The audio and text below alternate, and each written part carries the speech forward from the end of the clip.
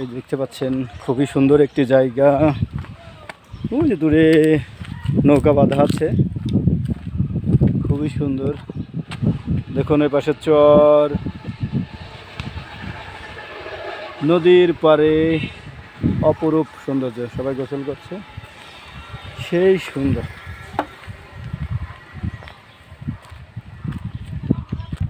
এই দেখেন ঘাটে নৌকা বাঁধা আছে, ওই যে দূরে খেয়া পারাবার হচ্ছে, ওখানে মাঝিরা মাছ ধরছে। ওই যে কত সুন্দর, একদম নদীর পাড়ে দেখেন এই আম গাছটি কত আম ধরেছে, যে কোনো মুহূর্তে মানে ভেঙে যাবে।